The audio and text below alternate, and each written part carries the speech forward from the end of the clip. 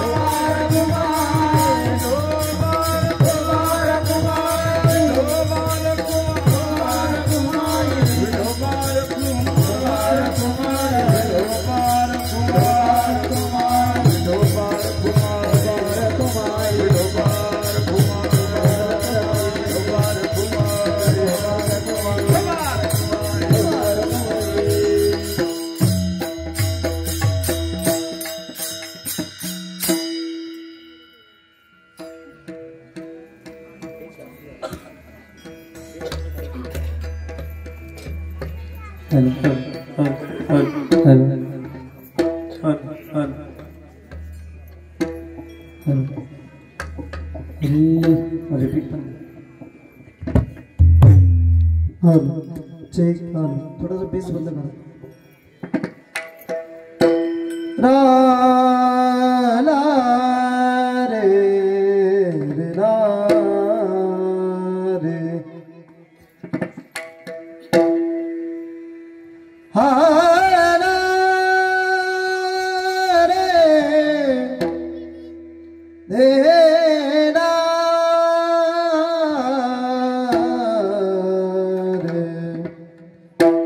जय जय राम कृष्ण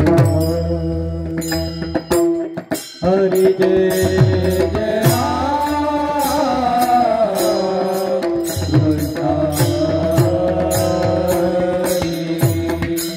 जय जय राम कृष्ण हरि जय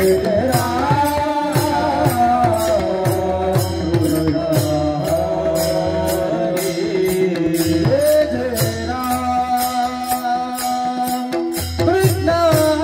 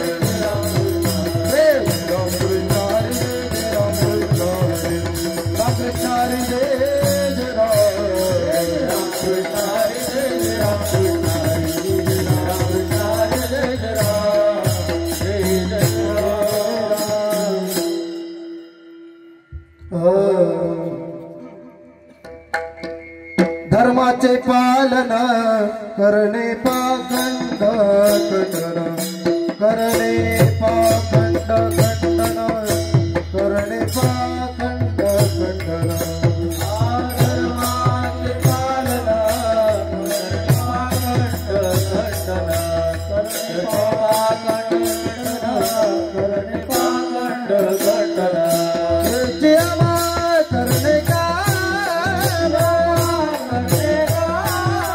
खंडन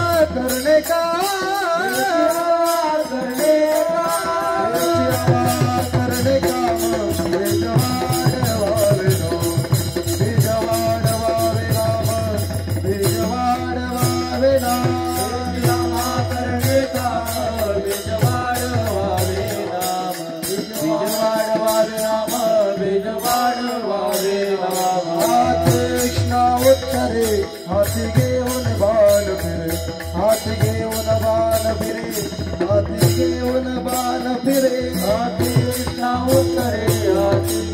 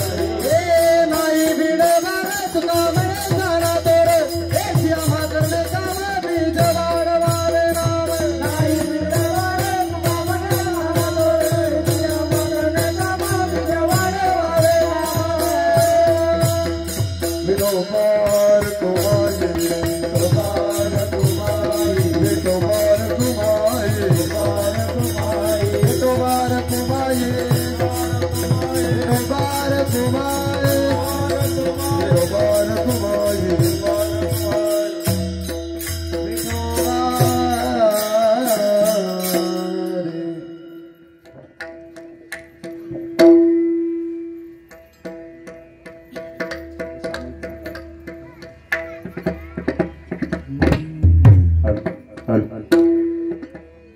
धर्माचे पालन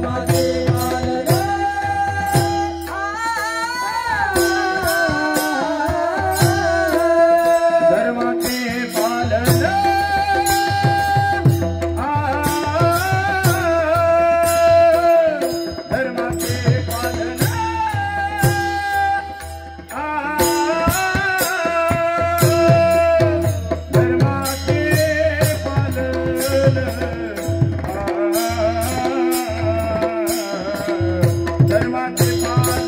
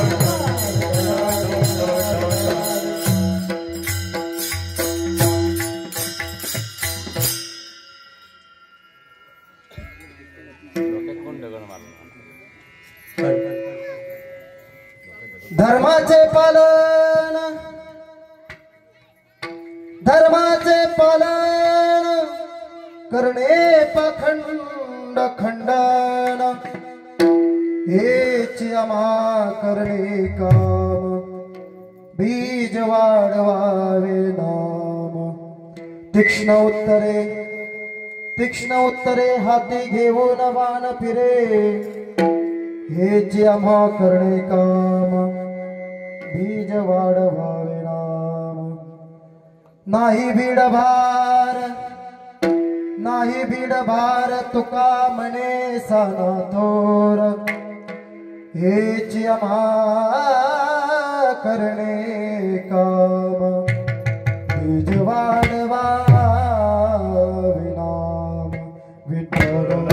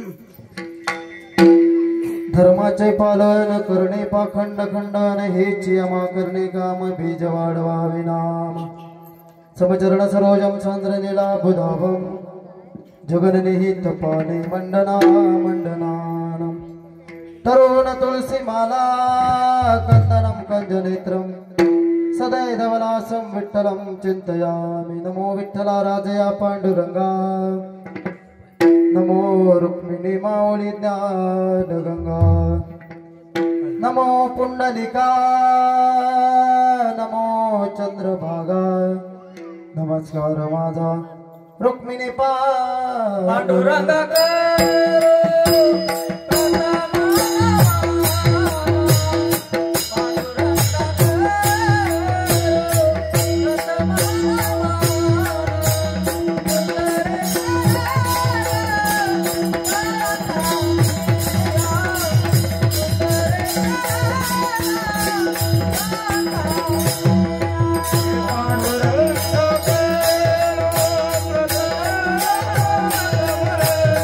Panduranga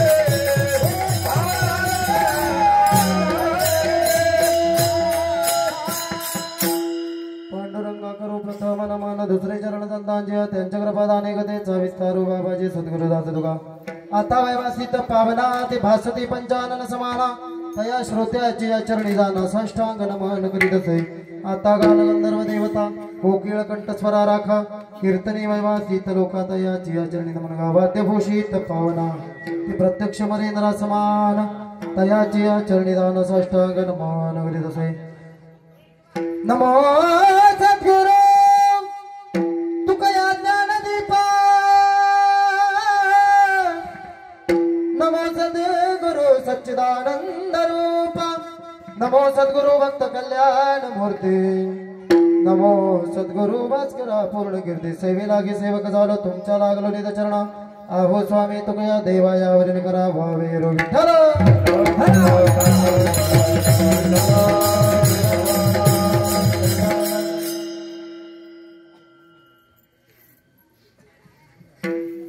ही लहान मुलं पळतात त्यांना बसवा खाली जरा प्रस्तुत प्राप्तस्थळी प्राप्त प्रसंगी अखिल कोट ब्रह्मांड नायक विश्वव्यापक विधाता परमेश परमात्मा इको कमी करा आणि या ईश्वराच्या चिंतन रूपी सेवेकरता निवडलेला अभंग तुम्हा आम्हा सर्वांचे लाडकी संत ज्यांनी परमार्थाच्या टेकडावर बसून निरपेक्ष वृत्तीचा निसंकोच असा परमार्थ करून भागवत धर्माच्या कलश स्थानी विराजमान होण्याचा अधिकार प्राप्त करून घेतला ते तुम्हा आम्हा सर्वांचे लाडकी संत ज्यांच्या आचरणामध्ये सूर्याची तेजस्विता आहे चंद्राची शीतलता आहे अग्नीची दिव्यता आहे वेदांची सुचित दक्षता आहे मातेची वात्सल्यता असणारे संत श्रेष्ठ जगद्गुरु तुकोबाराय यांचा सगळ्यांच्या पाट्यातील नामपर प्रकरणातील धर्माचं पालन करण्यायोग्य सांगणारा असा अभंग आहे महाराज शास्त्र सांगतंय युगाला चार दिने दादा कृतयुग त्रेतायुग द्वापार युग आणि चालू असलेलं बोलत चालायचं पटापटा हा कृतयुगामध्ये धर्म किती पायावर होता 4 पायावर होता 3 पाय एक पाय कमी होता कलियुगामध्ये धर्म एका पायावरच आहे ते सुद्धा लोक मोडायला बसलेले आहेत आणि म्हणून या धर्माचं पालन या नाम आपल्या संस्कृतीचं जतन आणि म्हणून जगद्गुरु तुकोबाराय या अभंगाद्वारे तुम्हाला मला सूचित करतात बाबारे धर्म जर जिवंत राहिला तरच आपलं सगळं व्यवस्थित आहे अदरवाईज धर्मच राहिला नाही तर आपण करायचं काय आणि म्हणून प्रत्येक मनुष्य जो जन्माला आला त्याचं पहिलं मूलभूत कर्तव्य आहे आपल्या धर्माचं प्रत्येकानं पालन केलं धर्माचे पालन करणे पाखंड खंडन तुकोबारा म्हणतात या धर्माचं पालन करत असताना ज्या ज्या गोष्टी या कलियुगामध्ये पाखंडाने भरलेले आहेत त्या सगळ्या गोष्टींचं आपण काय केलं पाहिजे पाखंड केलं पाहिजे आणि मग हे करत असताना हेची आम्हा करणे काम बीज वाढवावे नाम या धर्माचं पालन करत करत ज्यासाठी हा मनुष्य देह मिळाला त्या मनुष्याचं मूलभूत कर्तव्य म्हणजे नामस्मरण करून हे मिळालेला जन्म सार्थकी लावणं आणि म्हणून हेच आम्हा करणे काम बीज आता चला धर्माचं पालन करत असताना शांततेमध्ये आता कलियुगात तरी धर्माचं दादा पालन होऊ शकत नाही मग धर्माचं पालन करण्याकरता साम दाम दंड आणि आणि मग धर्माचं पालन करत असताना पूर्वीचा जमाना होता एक घरात मारल्यावर दुसरा पुढे करायचा आता तसं करून चालत आता एक आपल्या दिला की दुसरी त्याच्या ठेवून द्यायची त्याच्याशिवाय आपला धर्म टिकू शकत नाही आणि मग एक धर्म टिकवण्यासाठी तीक्ष्ण उत्तरे हाती घेऊन बाण फिरे धर्माचं रक्षण करताना प्रभू रामचंद्रांनी त्रेतायुगामध्ये जसं धनुष्य बाणानं परकीयांचा दुश्मनांचा नाश केला तसं या कलियुगामध्ये धर्माचं पालन करत असताना प्रसंगी साम दाम दंड भेद या तिन्ही चारी पद्धतीचा वापर करून आमचा धर्म टिकला पाहिजे आणि या धर्माचं पालन करत असताना तुकोबाराय म्हणतात इथं कोण मोठा नाही लहान नाही श्रीमंत नाही गरीब नाही भीड भार तुका म्हणे सानातूर सगळ्यांची येथे आहे अधिकार आणि म्हणून या धर्माचं कर्तव्याचं पालन करत असताना सर्वांना इथं समान अधिकार आहे हा या अभंगाचा सरळ आणि थोडक्यात भावार्थ मी आपणासमोर मांडण्याचा प्रयत्न केला आहे विठ्ठल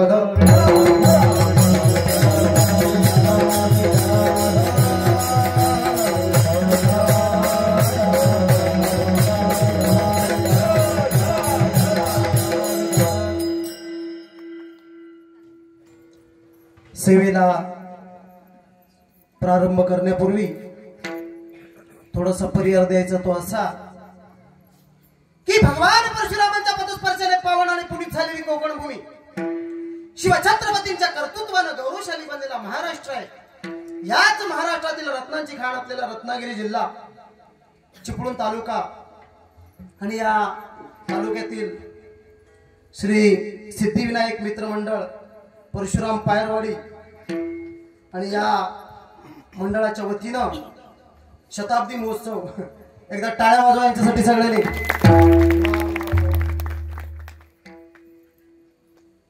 उत्सव सण बाबा चालू करता येतात पण ते 100 वर्ष टिकवणं ही खूप मोठी या कलियुगामध्ये तर खूप डेंजर गोष्ट झालेली आहे. आणि अशी असणारी या पायरवाडीमध्ये या शताब्दी निमित्त श्री सत्यनारायणाची महापूजा आणि या कीर्तन महोत्सवाचं आयोजन या ठिकाणी आमचे परमस्नेही परम आदरणीय त्याचं कारण आहे महाराज. आमची भूमी मुळातच पवित्र ते कुळ पावन तो देश आणि जेते हरीचे दास. या कलियुगामध्ये नामस्मरणाची ही नाव या संसार रूपी भावसागरामध्ये तेवढ ठेवण्यासाठी सगळ्यात पहिल्यांदा ज्या ज्या गोष्टी या धर्मामध्ये जन्माला आल्या त्यांचं रक्त पहिलं शुद्ध असलं पाहिजे. आणि असे या मंडळाचे सर्व कर्तबगार कार्यकर्ते सगळ्यांची नावं काय मला माहिती नाही पण गेले 4 महिने मी ज्यांची धडपड अगदी मनापासून पाहतोय की महाराज मनुष्याचा कर्म झालेला आहे. फक्त मी आणि माझं जगाशी काय घेणं देणं नाही परंतु आपण जन्माला आलो मग जन्माला येत असताना काहीतरी समाजाची बांधिलकी आहे काहीतरी समाजावर आपलं देणं आहे. आणि या नियमाला अनुसरून आमचे हरिभक्त पारायण आहेत का नाही मला माहिती नाही एकनाथ दादा आणि त्या बिचाऱ्यांची मी 2-3 महिने धावपळ बघतोय. म्हणजे महाराज काहीतरी आपल्याला या समाजासाठी काहीतरी करायचंय काहीतरी आपलं देणं लागतं.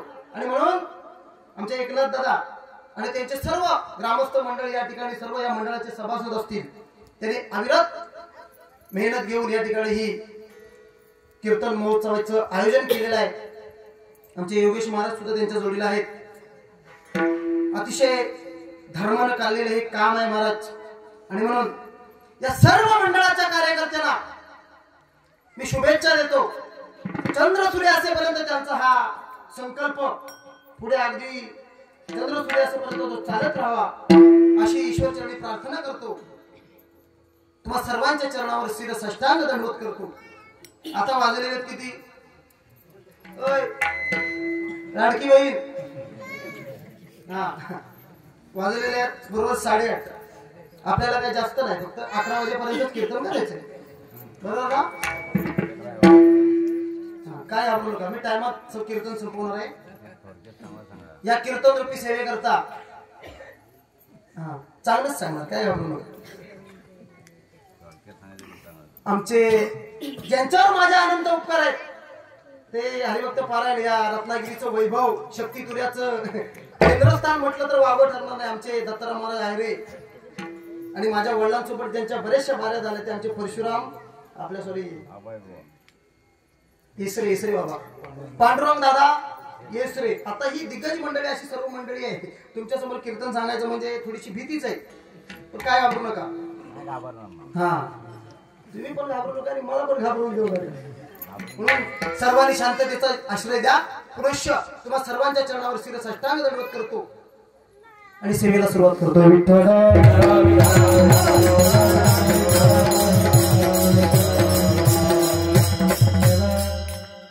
जगद्गुरु तुकोबारायांचा अभंगाच्या सेवेकरता आपण निवडलेला आहे. या अभंगातून जगद्गुरु तुकोबाराय माणूस म्हणून आपण जन्माला आलो. मग जन्माला आल्यानंतर ते कार्य आपल्याला करायचं आहे ते कार्य मनुष्य विसरत चाललेला आहे. त्याचं कारण बाबा असं आहे हे 3.5 हाताचं शरीर आपल्याला मिळालं. 4 गोष्टी भागवतामध्ये सांगण्यात आल्या. कुठल्या? नंबर 1 शरीर मिळालं पण कळालं नाही. नंबर 2 शरीर मिळालं पण नाही आणि कळालं पण नाही. नंबर 3 शरीराची किंमत कळाली पण शरीर मिळालं नाही. आणि 4था वर्ग आहे शरीर मिळालं सुद्धा आणि कळालं सुद्धा. चला नंबर 1 शरीर आपल्याला मिळालं पण त्याची किंमत आपल्याला कळाली नाही. त्याच्यामध्ये सगळे आपण येतो की नाही. एक दात पडला दिलीप दादा बसवायला किती खर्च येतो? 20-25 हजार रुपये खर्च येतो. देवानं 32च्या 32 आम्हाला फुकट दिले. आम्ही इमल आणि गुटखा खाऊ त्याची वाट लावली की नाही. लावली ना? हा, मग पहिला वर्ग आहे मानव देह मिळाला पण कळाला. नंबर 2 मानव देह मिळाला पण नाही आणि कळाला पण नाही, त्याच्यामध्ये पशु पक्षी येतात बाबा. मी कुठेही असं वाचलेलं नाही 4-5 गाढवांची पंगत गेली, टोळी गेली आणि देवाला सांगितलं मला असा जन्म पाहिजे, अजिबात नाही. याचा अर्थ पशु पक्ष्यांना देह मिळाला सुद्धा नाही आणि देह कळाला सुद्धा नाही. चला नंबर 3 नरदेहाची किंमत कळाली पण नरदेह मिळाला. त्याच्यामध्ये स्वर्गातले देव येतात, स्वर्गीचे अमर इच्छितात ती देवा मृत्यू लोकी. आणि नंबर 4 या नरदेहाची किंमत कळाली सुद्धा आणि त्याला मिळाला सुद्धा. त्याच्यामध्ये संत आणि त्या संतांच्या कृपेनं जीवनामध्ये आमच्या जीवनाचा खराच अर्थ जर करायचा असेल तर आम्ही माणूस म्हणून जन्माला आलो. मग माणसाचं मूलभूत कर्तव्य सगळ्यात पहिल्यांदा आमचा धर्म टिकला पाहिजे आणि या धर्माच्या व्यक्तीसाठी आज प्रत्येकानं झटलं पाहिजे. धर्म धर्म धर्म म्हणजे नेमकं काय? कलियुगामध्ये कुणालाही त्रास न देता सत्यानं जगणं आणि आपल्या हिंदू धर्माचं पालन करणं याच नाव धर्म आहे. याच्यापेक्षा धर्म दुसरा काय? मग चला या कलियुगामध्ये धर्माच्या बाबतीत बोलायला झालं तर असंख्य साधू संतांनी आम्हाला उपदेश केले. बापो या मनुष्य देहामध्ये आपण आलो. भक्ती किती प्रकारची आहे? 9 प्रकारची भक्ती सांगितलेली. त्याच्यामधली सगळ्यात महत्वाची भक्ती म्हणजे तुम्ही आता करताय ती श्रवण भक्ती. बरोबर आहे की नाही? हा, माणसानं श्रवण भक्तीच्या जोरावर जर व्यवस्थित जीवनामध्ये कार्य करायचं ठरवलं ना बाबा, त्याला जीवनामध्ये काही अशक्य नाही. चला ऐका, मग धर्म म्हणजे काय? माणूस म्हणून जन्माला आलो, मग देहाला मिळालेल्या देहाचं मूलभूत कर्तव्य पालन करत असताना आम्ही नेमकं काय करतो हे आज आम्ही विसरलेलो आहे. याच्यासाठी संतांनी वाङ्मय लिहून ठेवलेलं आहे. पुढे ज्ञानेश्वरी, भागवत, गाथा हे संतांचं वाङ्मय आम्ही आज वाचलं पाहिजे. त्याचं कारण आमचा धर्म हे आमच्या हिंदू धर्माच्या शास्त्रावर आधारित आहे. बरोबर की नाही?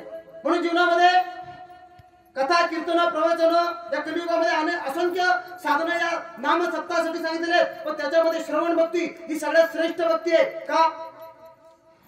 कुरुक्षेत्रावर गीता सांगितली. कुणी कुणाला? कुणी? भीमाला अर्जुनाला. बरोबर ना? वा वा वा, बसा का? कुरुक्षेत्रावर गीता सांगितली अर्जुनाला, भगवान कृष्णाने सांगितली ना? ऐका, बोलू नका. अर्जुनालाच का सांगितली हो? पांडव किती होते? 5 पांडव होते. गीताशास्त्राचं ज्ञान फक्त अर्जुनाला सांगितले. त्याचं कारण अर्जुन हा देवाशी अनन्य भक्त होता. तुम्ही जर शास्त्र वाचलं ना तर शास्त्राचे गाडे अभ्यास काय पांडवांसाठी जे देवाने केलं ते जगात कुणासाठी केलेलं? कुणासाठीच केलेलं नाही. हा, मग गीताशास्त्राचं ज्ञान हे फक्त अर्जुनाला सांगितलं. देव म्हणतात अर्जुना हे गीताशास्त्राचं ज्ञान मी फक्त तुला सांगितलं. मग हे गीताशास्त्राचं ज्ञान मी लपून ठेवलं कुणाकुणापासून? नच संकर्षणा नैवम श्री नैवात्मा. अरे अर्जुना हे गीताशास्त्राचं ज्ञान मी माझी पत्नी लक्ष्मी हिच्यापासून लपून ठेवलं. माझा भाऊ बलराम दादा याच्यापासून लपून ठेवलं. माझं वाहन गरुड याच्यापासून लपून ठेवलं. माझे आई वडील वसुदेव देवकी यांच्यापासून लपून ठेवलं. ते गीताशास्त्राचं ज्ञान फक्त आणि फक्त तुला सांगतो. त्याचं कारण अर्जुना तू धर्माचं पालन करणारा सगळ्यात मोठा श्रेष्ठ भक्त आहेस. हा, मग ज्ञानोबांनी या गोष्टीला कितीतरी ओव्या लिहिलेले आहेत. फटाफटा बोलत चालायचं. ज्ञानोबांनी उदाहरण दिलेलं आहे. आईच्या स्तनामध्ये दूध आहे. त्या आईनं बाळाला पाजलं पाहिजे का ठेवलं पाहिजे? काय वाटतं तुम्हाला? यांना कायच वाटत नाही वाटतं. हा, काय वाटतं? आईच्या स्तनामध्ये दूध आहे, आईनं ते बाळाला पाजलं, त्याचा ठेवून काय उपयोग नाही. ज्ञानोबरांची ओवी आहे का? आता पटापटा ओवी आहे का? आगास्तनी किर दूध गुड ते स्तनाशी नव्हे की गोड. ज्ञानोबरा म्हणतात ते ठेवून त्याचा काही उपयोग नाही. चला नंबर 2 ज्ञानोबरांनी दुसरी ओवी सांगितली. आईनं बाळाला दूध पाजता पाजता पाजता एखादी आई जर म्हणायलाच लागली बाळा मी तुला दूध पाजले तुझ्यावर मेहरबानी केली, मी तुला दूध पाजले तुझ्यावर मेहरबानी केली. अरे बरोबर आहे का चूक आहे? काय बोला बोला. हा ऐका, आईनं बाळाला दूध पाजलं ही तिची मेहरबानी नाही, हे तिचं कर्तव्य आहे.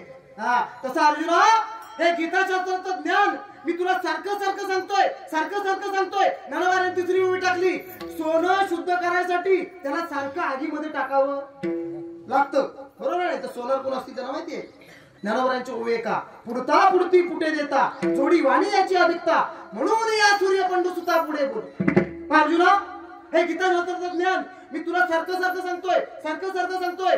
याच्यामध्ये माझा स्वार्थ नाही, तर याच्यामध्ये माझा फायदा आहे. कसं काय? तर या कलियुगामध्ये ज्ञान कसं झालेलं आहे? लोपले ज्ञान जोगी हितने अति कोणी अवतार पांडुरंग नाव ठेविले ज्ञानी. कलियुगामध्ये ज्ञान लुप्त झालेलं आहे आणि हे कलियुगातलं ज्ञान हे प्रगट करण्यासाठी हे गीताशास्त्राचं ज्ञान मी तुला सारखं सांगतोय. ह्याच्यामध्ये माझा स्वार्थ आहे, तुझ्यावर उपकार नाही. आणि म्हणून हे गीताशास्त्राचं ज्ञान फक्त आणि फक्त अर्जुनाला सांगितलं. त्याचं कारण अर्जुन हा देवाशी अनन्य होता. अर्जुन हा देवाशी एकरूप होता. एकरूपता म्हणजे काय? एकरूप म्हणजे देवाशी अनन्य असणे महाराज. आता याच्यासाठी ज्ञानोबाने ज्ञानेश्वरीमध्ये कितीतरी उदाहरणं दिलेली आहेत, कितीतरी. तुम्हाला चातक पक्षी माहिती आहे सगळ्यांना? महिला मंडळ का तुम्हाला फक्त अर्चिनी परिषद माहिती आहे? चातक पक्षी माहिती आहे ना? चातक पक्षाचा एक नियम आहे दादा. चातक पक्षाला किती तहान लागली तरी तो जमिनीवरचं इकडचं तिकडचं पाणी पित. कुठलं पाणी पितो? डायरेक्ट जे पावसाचं पाणी पडतं ना बाबा, किती तहान लागू दे, जीव गेला तरी ती इकडे तिकडं पाणी पित नाही. तो फक्त पावसाचं पडणारं डायरेक्टच पाणी. ज्ञानोबांची ओवी आहे का चातक पक्षिया जो नित्य वेगळा भूमीची या उदकतया घेण्याची. ज्ञानोबांची ओवी आहे. त्याला किती तहान लागली तरी तो जमिनीवरचं इकडचं तिकडचं पाणी पित नाही. म्हणजे चातक पक्षी हा पावसाशी कसा आहे? अनन्य. त्याला ज्ञानोबांनी दुसरं उदाहरण दिलं. सूर्य उगवतो. सूर्य कुणासाठी? सूर्य शास्त्र जर पाहिलं तर फक्त कमळासाठीच उगवतो. पण कमळासाठी उगवतो, पण त्याचा फायदा अख्ख्या जगाला. म्हणजे सूर्य हा कमळाशी जसा आनंदी आहे, जसं चातक पक्षी हा पडणाऱ्या पावसाशी जसा आनंद आहे, तसं जीवनामध्ये अर्जुना देवाला आनंदी आहे. आणि म्हणून या धर्माचं पालन करत असताना अर्जुना हा धर्म टिकण्यासाठी तुम्ही आम्ही जीवनामध्ये काहीतरी वेगळं केलं पाहिजे. त्याच्यासाठी ज्ञानेश्वरी आहे, त्याच्यासाठी भागवत आहे. पण आमचा शोकांतिका एवढी आहे, आम्हाला ज्ञानेश्वरीने भागवत वाचायला वेळ राहिला नाही ना महाराज. काय ज्ञानेश्वरी म्हणजे? ज्ञानेश्वरी म्हणजे चेष्टा आहे. ज्ञानोबा म्हणजे ज्ञानाला फुटलेलं नवीन अंकुर आहे महाराज. ज्ञानोबांची ज्ञानेश्वरी, अमृतानुभव, चांगदेव 65 आणि हरिपाठ हे मुख्य ग्रंथ आहेत. कशासाठी आहे? आम्हाला त्याचं वर्मच कळालं. समजतंय ना? डोक्यावरनं जात नाही ना? त्याचं काय झालंय? सध्या लोकांना त्या सासू सुनाच्या गोष्टी ऐकायची सवय झालेली आहे. त्यांना असं काय धर्माचं सांगायला गेलं होते त्यांना काय? पण तुम्हाला कंटाळा आला नाही ना? ऐका. आणि म्हणून धर्म टिकला पाहिजे. पण महाराज, ज्या धर्मासाठी तुम्ही आम्हाला ज्या देवाचं नामस्मरण करायला सांगता, त्या धर्मासाठी तुमच्या देवानं काय काय त्याग केलेलं आहे? तुकोबारे म्हणतात काय नाही देवाने केलं तेवढं विचारा. सगळं केलेलं आहे. आता कलियुग आहे महाराज. या कलियुगामध्ये लोक काही प्रश्न विचारतात. एका माणसाला प्रश्न होता, म्हणजे तुकोबारे तुमच्या देवाचं आम्हाला तुम्ही धर्माचं पालन करायला सांगितलं, खरं आहे. पण या धर्माचं पालन करत असताना तुमचं देव नेमका आम्हाला देतो काय? तुकोबाराय म्हणले कायेनं, वाचेनं, मनानं ज्याने ज्याने देवाचं दास्यत्व स्वीकारलं, देवानं त्याला द्यायला मागं बघितलेलं नाही. चला तुम्हाला ज्ञानेश्वरीतल्या 2-3 ओव्या सांगतो. एक मनुष्य म्हणाला, तुकोबाराय तुमचा देव आम्हाला बायको देईल काय? बायको सध्या बायको भेटतच नाही. हे कठीणच काम झालंय. दिलदादा माहिती आहे तुम्हाला चांगलं. तुकोबाराय म्हणजे वेड्या, देवाची भाव युक्त अंतःकरणातून भक्ती केलीस, खऱ्या धर्माच्या आचरणावर मार्गक्रमण केलंस, देव बायको देत नाही. देव स्वतः बायको होऊन आला की नाही? कुणासाठी? एकदा अर्जुन काम्यकोणामध्ये गेला. अर्जुनाच्या मनामध्ये इच्छा झाली, या वेळेला आता माझी सुभद्रा इथं असती तर किती बरं झालं असतं. दुसऱ्या सेकंदाला देवाने सुभद्रेचं रूप घेतलं आणि अर्जुनाची इच्छा पूर्ण केली. धर्मानं चालल्यानंतर देव मागं पुढं पाहत. चला नंबर 2. एका माणसाला विचारलं, म्हणले तुकोबाराय तुमचा देव आम्हाला लॉटरीचं तिकीट देईल काय? पैसे तुकोबारे म्हणजे का देणार नाही? हा, पण तुकोबारा एखादा पुरावा सांगा. तुम्हाला म्हणते 8व्या अवतारामध्ये देवाचा एक मित्र होता, त्याच्याकडे 18 विश्व दारिद्र्य होतं. काय होतं नाव त्याचं? सुदामा ब्राह्मण. बायकोने सांगितलं द्वारकेचा मित्र तुमचा राज आहे, जा त्याच्याकडे काहीतरी जाऊन खा ना. सुदामा बायको पुढे काही चाललं नाही म्हणून निघाला. तुम्हाला कथा भाग माहिती आहे सगळ्यांना. सुदामा आला, मुठभर पोहे देवाने खाल्ले. त्या मुठभर पोह्याच्या बदल्यात काय दिलं सुदामेला? सुदामा ब्राह्मण दुःखी दारिद्र्य पिढीला मुष्टी पोहे घेऊन तो भेटीला गेला. शुद्ध भावाने कोणी या गावातून याचा दिला की नाही? दिला ना महाराज. आता इकडं पुरुषाने विचारल्यानंतर एक स्त्री आली, म्हणजे तुका बरं आम्हाला 50% आरक्षण आहे, आम्हाला पण विचारलं पाहिजे. काय पाहिजे तुला? म्हणजे तुका बरं तुम्ही धर्माच्या आचरणावर आम्हाला बोलता, मग तुमचा देव धर्म स्वीकारत असताना आमची काय इच्छा करते पूर्ण करू शकतो? देव म्हणले मागून तर बघ. म्हणजे तुमचा देव मला साडी देईल काय? साडी पैठणी? देव म्हणाले का देणार नाही? हा ऐका, दुःशासनाला द्रौपदीच्या वस्त्राला हात घातलं. द्रौपदीने सगळ्यात पहिल्यांदा पाहिलं आपल्या 5 पतींकडे, पण जुगारामध्ये हरल्यामुळे ते काय करू शकत नव्हते. मग कृपाचार्य, द्रोणाचार्य, भीष्माचार्य, अश्वत्थामा सगळ्यांकडे पाहिलं, पण ज्याचं खावं मीठ त्याच्याशी वागावं नीट. त्यांनी दुर्योधनाचं खाल्लं होतं म्हणून ते काय करू शकत. आणि मग मात्र द्रौपदीला आठवण झाली कुणाची? कोठे गुंतलाची द्वारकेचा राया, वेळ का सकयाला वियला. आता शास्त्र ऐका, ज्या वेळेला द्रौपदीनं देवाला हाक मारलं तेव्हा कोळकेवाडीची जत्रा होती, तिकडे गरुड गेलं होतं जत्रेला. आता देव म्हणलं द्रौपदीला भेटायला जायचंय, पण जायचं गरुड नाही तर जायचं कसं? पण ऐका, भक्तानं भावयुक्त अंतःकरणात देवाला हाक मारली ना, देव मागं पुढं पाहत नाही. एका मिनिटात गरुडाच्या पुढं उडी घालून देव द्रौपदीचं साकडं निवारण करण्यासाठी चाला होता. वाटेत मनामध्ये देवाने विचार केला, माझी बहीण द्रौपदी, हिला मी साडी देणार कधी, ती साडी नेसणार कधी? एवढं सगळं करत असताना माझी बहीण अख्ख्या जगासमोर उघडी झालेली असेल. ज्याच्याकरता देवानं काय केलं माहितीये काय?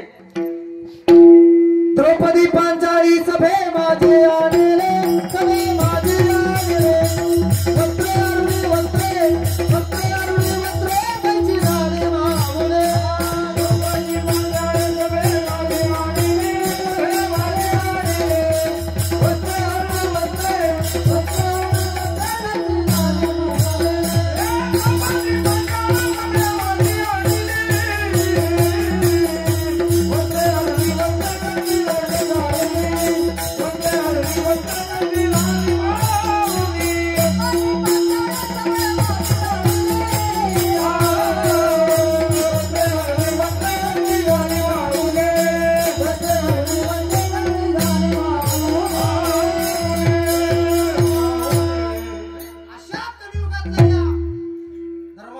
जन्म झालेला आहे.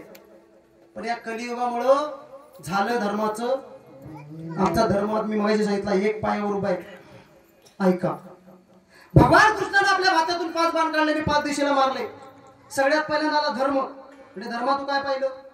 धर्माने सांगितलं देवा आजपर्यंत मी 1 सोंडेचा हत्ती पाहिला होता, आज 2 सोंडेचा हत्ती पाहिला. याचं कारण काय? देवानं सांगितलं कलियुगामध्ये माणसं 2 तोंडाने बोलल्याशिवाय राहणार. आज आहे की नाही? हा ऐका, भीमदादा आले. भीमदादा तुम्ही काय पाहिलं? भीमदादाने सांगितलं देवा एक गाईला वासरू झालं होतं, ते वासरू उभं राहिल्यानंतर आपल्या आईला लाथ मारत होतं. याचा अर्थ काय? देवानं सांगितलं कलियुगामध्ये मुलं मोठी झाल्याच्या नंतर आपल्या आई बापाला लाथेने मारायला मागं पुढं बघणार. तेही झालं. हा अर्जुनाला, अर्जुना तू काय पाहिलं? अर्जुनाने सांगितलं मी 2 विहिरी पाहिल्या, एक भरलेली होती एक अर्धी होती. मग गर्दी कुठल्या विहिरीवर पाहिजे? भरलेल्या की अर्ध्या? कुठल्या? भरलेल्या विहिरीवर गर्दी जास्त पाहिजे. पण कलियुगामध्ये उलट आहे.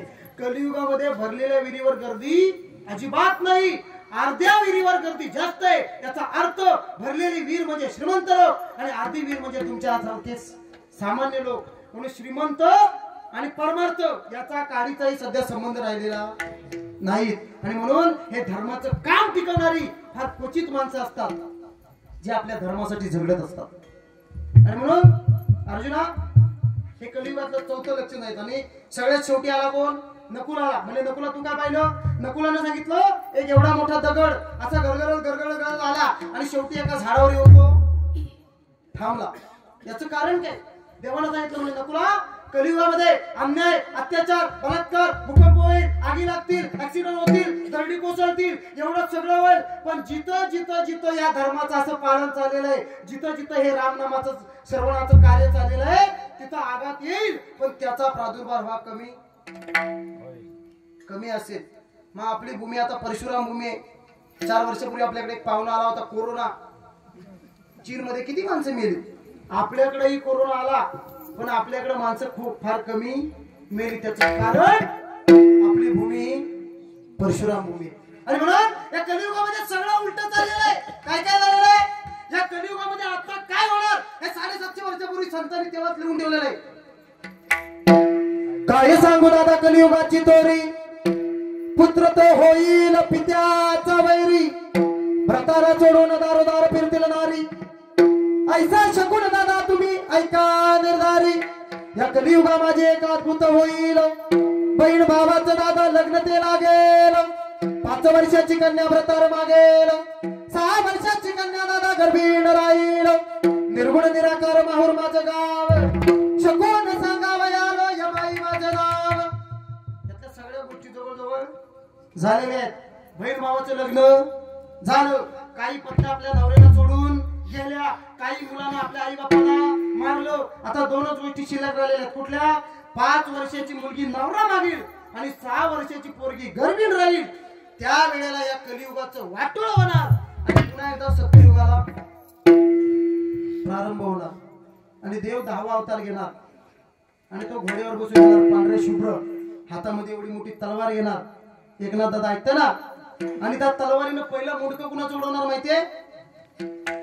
पूजा असून कीर्तन असून जे घरात बसतात त्यांचा नंबर 1, सप्त्याच्या पहिल्या पंक्ती जेवून घरात जातात त्यांचा नंबर 2, जी सासू सुनेच्या अंगावर धावून जाते तिचं 3, जी सासू विनाकारण सुनेला त्रास देते सुनेचं सांगितलं या सासूला लागले हसायला.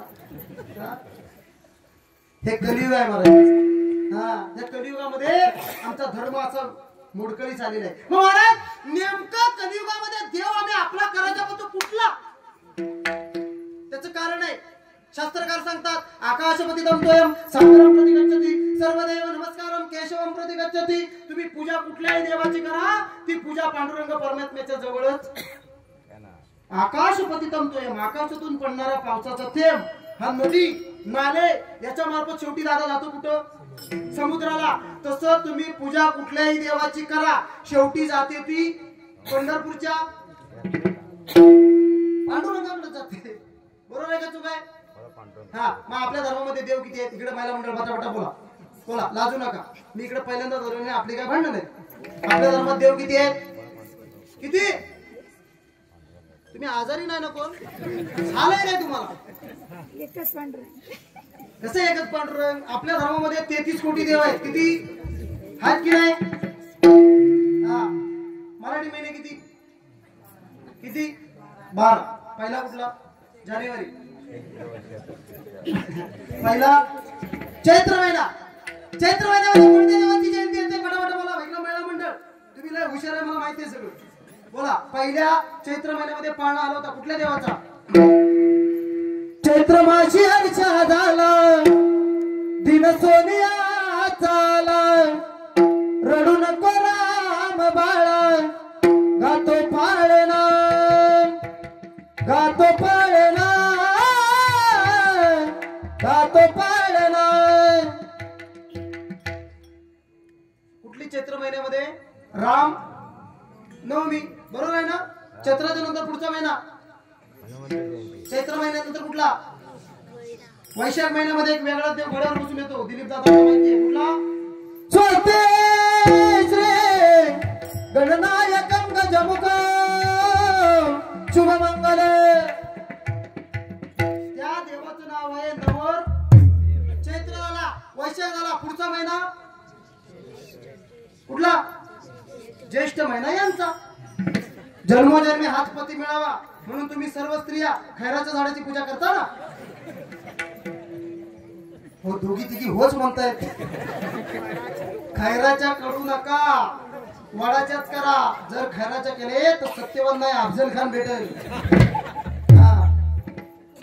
ज्येष्ठ महिना यांचा. ज्येष्ठाच्या नंतर आषाढ महिन्यामध्ये चला हो पंढरे जावो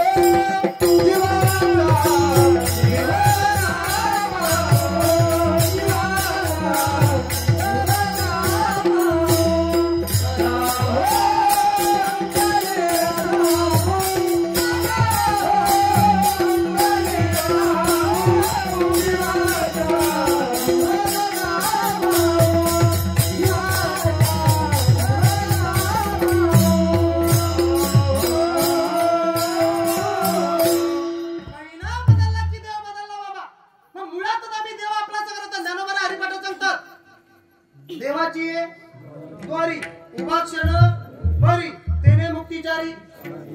आता ऐका, कलियुगामध्ये धर्माचं पालन करत करत असताना तुम्हाला असं वाटत असेल मी सगळं करतो तरी सुद्धा माझ्या जीवनामध्ये असा हा खटाटोप का? ऐका, ज्यांच्या सानिध्यामध्ये देव राहत होता त्यांनी सुद्धा धर्म सोडल्याच्या नंतर त्यांची काय हालत झाली. पांडवांचा स्वर्गारोहण वाचा, तुम्ही सगळे वाचक मंडळी आहात.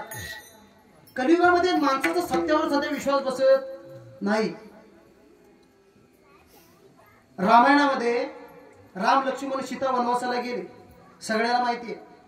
बघा, धर्म माहिती असून सुद्धा आपली लोक अहो देवाने धर्मावर विश्वास ठेवला नाही. काही ठिकाणी सीता माता तिकडं मारीच्यानं रामाधाव ओळखल्यानंतर लक्ष्मणाला म्हणजे जा ना, इथं काय थांबलास? लक्ष्मणाला वहिनी या कलियुगातला एक नंबर साधू मी आहे. लक्ष आणि मन याचं एकत्र मिश्रण झालं, त्याचं नाव लक्ष्मण. म्हणला वहिनी, दादा हा प्रत्यक्ष परमात्म्याचा अवतार आहे, त्याच्यावर संकट येणं अशक्य आहे. पण सीता माता जो लक्ष्मीचा अवतार आहे तिला कलियुगामधल्या खऱ्या संताची ओळख झाली नाही. काय म्हटली? तुमची माझ्याकडे बघण्याची दृष्टी वाईट आहे. पण तुम्हाला शास्त्र सांगतो, मूळ रामायण जर वाचलत ना, त्या रामायणामध्ये लक्ष्मण रामाला सांगत होते, म्हणजे दादा सीता, या सीतेला मी या ढोपराच्या वरती त्यानं लक्ष्मणानं पाहिलेलीच नव्हती. एवढा अधिकार श्रेष्ठ संपन्न कलियुगातला साधू, पण सीतेला तो ओळखता आला. आपलं सुद्धा तेच झालेलं आहे. आपल्याला खरा धर्म आज कळलेलाच नाही. आपण आज नको त्यांची संस्कृती आपल्या जीवनामध्ये आणले. बर्थडे आपण साजरी करतो, बर्थडे एवढी सूर्य आणायची, हॅपी बर्थडे टू आणि यू कुणाला म्हणतात? यू कुत्र्याला. कुठं आमची संस्कृती चालली महाराज? ऐका, या कलियुगामध्ये अरे सगळ्यात मोठ्या धर्मामध्ये आम्ही जन्माला आलो. त्या धर्माचं नाव आहे हिंदू धर्म. आणि या हिंदू धर्माचं सगळ्यात मोठं प्रतिपालक जर वर्चस्व कोणी केलं असेल तर ते छत्रपती शिवाजी महाराज. हा, ज्ञानोबानंतर ज्ञान नाही, तुकोबानंतर वैकुंठ गावात नाही, शांतीबाबा नागबाबा नंतर शांती नाही, नामदेवरायानंतर प्रेम नाही, छत्रपतीनंतर राजा नाही, आणि भारतानंतर देश नाही. महाराज जगामधला सगळ्यात एक मोठा देश. हो, आता कीर्तन झालं की आपण दोघांनी तो बघायला जायचं. तुम्ही भेटा मला नंतर, आपण तिकीट काढून जाऊ. ऐका, धर्म पहिला टिकला पाहिजे. परत मी एका ठिकाणी वाचलो, मुंबईमध्ये एक प्रकार घडला. एक मुलगी 12 वाजता रेल्वे स्टेशनला उतरली, दिलीप दादा, आणि तिचं घर लांब होतं. ती मोहल्ल्यामधून अशी चालली होती. धर्म म्हणजे काय? अरे छत्रपती शिवाजी महाराजांनी जिवंतपणे धर्म पाळला, पण मेल्यावर सुद्धा धर्माचं पालन करणारा जगातला एकमेव राजा म्हणजे छत्रपती शिवाजी. ती मुलगी उतरली आणि अशी चालली होती. मध्ये लागला मोहल्ला, त्या मोहल्ल्यामध्ये 4-5 टावळ पोरं बसली होती. त्यांनी त्या मुलीकडे पाहिलं, आणि ती मुलगी म्हणजे साक्षात मरणाचा पुतळाच होती.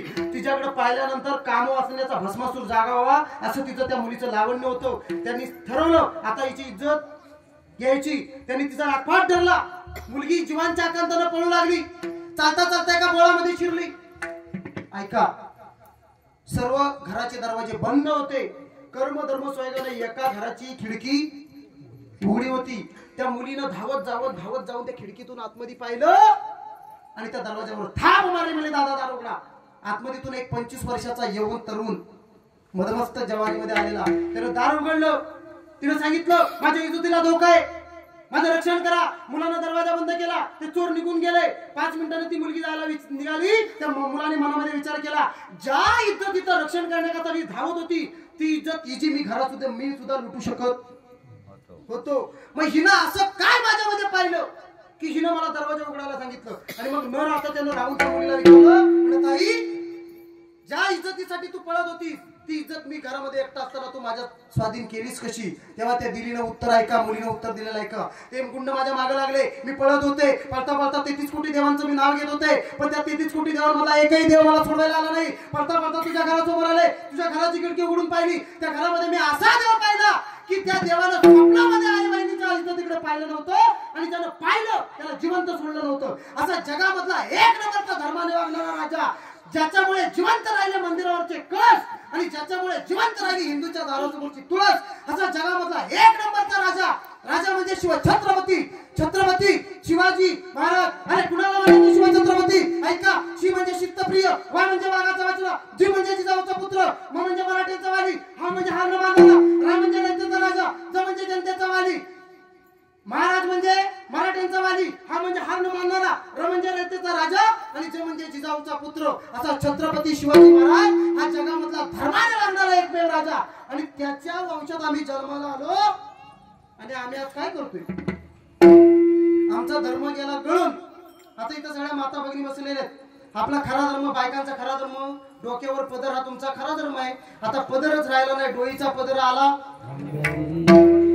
तो धर्मच राहील कुठे महाराज? म्हणून बापू, या जीवनामध्ये, या कलियुगामध्ये आपल्याला खरं जर जिवंत राहायचं असेल तर तुझ्या मला म्हणतात बाकी काही करू नका. एकच गोष्ट, त्या धर्मावर आपलं हे कलियुगाचं राज्य ठरलेलं आहे आणि असं हे कलियुगाचं राज्य जर आपण धर्माने चाललो तरच आपल्याला या कलियुगामध्ये खऱ्या सुखाची प्राप्ती होणार आहे. अभंगाचं पहिलं चरण.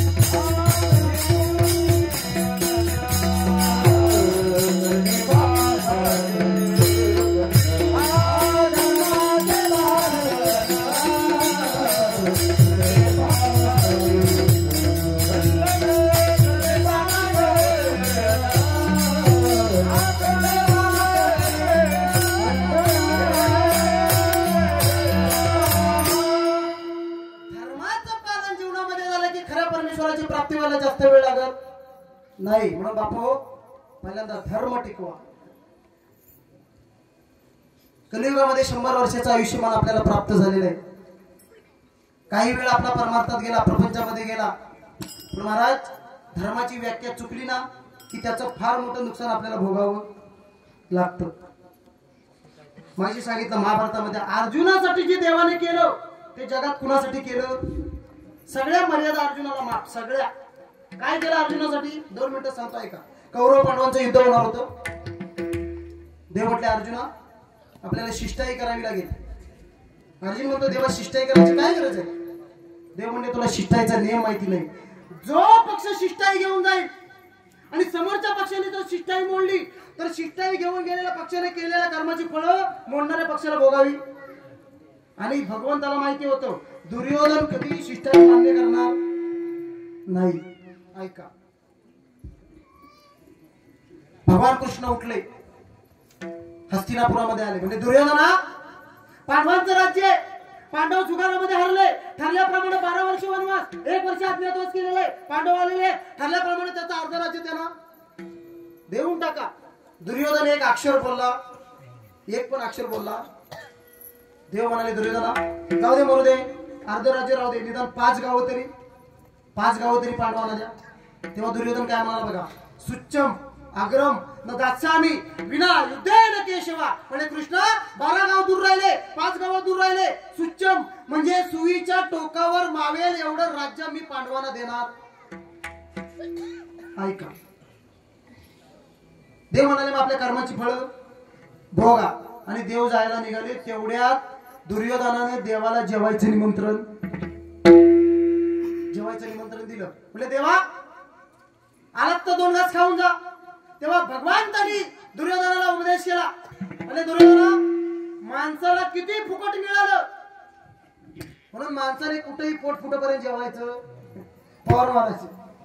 शास्त्र सांगते, भागवत सांगते फुकट मिळालं, फुकट कुठेही खायचं नाही माणसाने. का? देवाने 2 शास्त्र सांगितले. म्हणजे ऐका दुर्योधना माणसाला 2 ठिकाणी जेवावं. कुठं? जेवू घालणाऱ्याचं शुद्ध प्रेम जर आपल्यावर असेल आणि त्याने मिळवलेली संपत्ती ही चांगल्या मार्गाने असेल तर मात्र त्याच्या इथं जेवलं तरी चालतं. आणि नंबर 2 माणूस जर आपत्ती काळामध्ये असेल, म्हणजे समजा आता आपल्यावर भिकच मागायची गरज आहे, वेळ आलेला आहे, त्यावेळी मात्र माणसाने कुठेही जेवलं तरी मेले बाबा चालतं. म्हणजे दुर्योधना तुझं माझ्यावर प्रेम नाही आणि मी आपत्ती काळात नाही, मी तुझ्या इथं जेवणार कसा?